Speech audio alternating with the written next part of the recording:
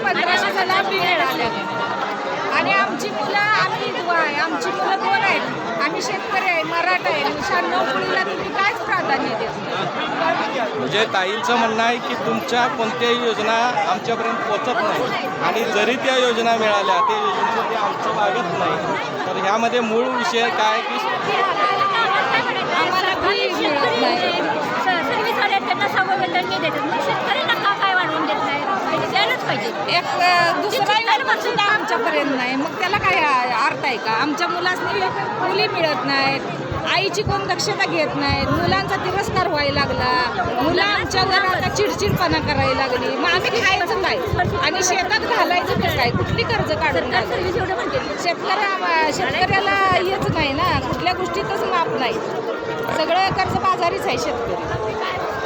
अगदी बरोबर भावना ज्या ताईने माझ्या म्हणल्या त्या प्रत्येक घराच्या भावना आहेत. एक शेतकरी आमच्याकडं आज आमच्या मुलाकडं तिरस्काराच्या भावनेनं बघितलं जातं.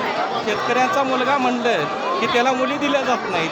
ही परिस्थिती आजची आहे आणि ही परिस्थिती बदलायची असेल तर शेतकऱ्यांची परिस्थिती बदलली पाहिजे. शेतकऱ्याच्या हातामध्ये 4 रुपये आलं पाहिजे, शेतकरी सदन झाला पाहिजे तर देश सदन होईल, नाहीतर देश सदन होणार नाही. माई तुमचं गाव कुठलं? मग तुम्हाला आता जे पैसे मिळतात ते पैसे पुरतात का तुम्हाला? तुम्ही शेतकरी आहे ना, मग शेतीत भाव मिळतो का? तुमच्या इथं काय पिकतंय? मग सोयाबीनला दर आहे का? मग तुम्ही काय सांगणार माई त्या मुख्यमंत्र्यांना आणि यांना? सोयाबीन पिकत नाही, वाढ झाली पाहिजे. नाही दर जो मिळतोय सोयाबीनला तो चांगला मिळतोय का? नाही मिळत नाही, त्यात तुमचं भागतंय का? नाही हे उत्पादन खर्च किती आहे त्याला, त्यावरती तुम्हाला मिळतेला पैसे मिळतात का बरोबर? नाही मिळत. मग सरकारला तुम्ही काय सांगणार आहे या मुख्यमंत्र्याला? सांगणार आहे सर्व घाटाचा आहे, याच्यामध्ये सांगायचं आहे शेतीमध्ये घाटा आहे. आमची इच्छाच कुठल्या पुऱ्या होत नाही, त्या उलट कर्जातच जातोय. आणि शेतकऱ्याची बोलायला लागली आहे. मजुराची मजुरी महाग झाली आहे, मजुरी 250-300 रुपये द्यावं लागते. मग आता शेतकऱ्याने का करायचं? शेतकऱ्यांना काय करायचं? शेतकरी आता आत्महत्या करतोय. शेतकरी करायचं शेतकऱ्यापुढं काहीच राहिलेलं नाही. शेतकरी आत्महत्या करतोय. आत्महत्या या केली तर चंद्रभागेच्या मुलं बाळ उघडे पडते ना. सातत्याने भांडणारी लोक जी आहेत शेतकऱ्यासाठी लढा देणारी जी शेतकरी संघटनेची माणसं असतील, जे कार्यकर्ते असतील, या समाजानं आपण कुठं आहे आणि आपल्याला कुठं ठरवलं जातं. या आमदार खासदार मंत्र्यांच्याकडून वारंवार आमच्या शेतकऱ्यांचा अपमान केला जातो. माझ्या मायबापाचा म्हणजे माझ्या बापाचा अपमान केला जातो. ही परिस्थिती चुकीची आणि ह्यांच्यामध्ये एवढी धाडस येते कुठून?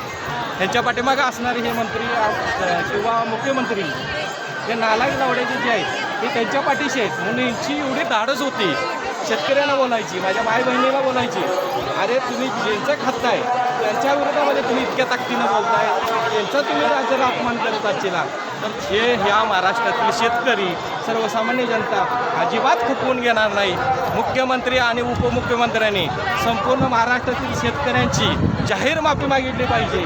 अशा पद्धतीचं वक्तव्य करणाऱ्या आमदाराला निलंबित केलं पाहिजे. तेव्हाच हे शेतकरी थांबल, नाहीतर पुढचा काळ फार मोठा आतंकवादी या शेतकऱ्यांच्यामध्ये आतंकवादी तयार होतील. तुम्हाला दिवसा ढवळ्या तुमची जागा दाखवून दिल्याशिवाय राहणार नाही. ही तुम्ही जाणीव करून घ्या आणि इथून पुढं या शेतकऱ्यासाठी काय करायचं आहे ते करा. आम्हानी शक्ती महापीठ लागत नाही, तो रस्ता लागत नाही, एवढा हजारो कोटीचं आम्हानी रस्त्याची गरज नाही. माझ्या शेतकऱ्याच्या मालाला भाव देणं हे फार महत्त्वाचं आहे. हे करा.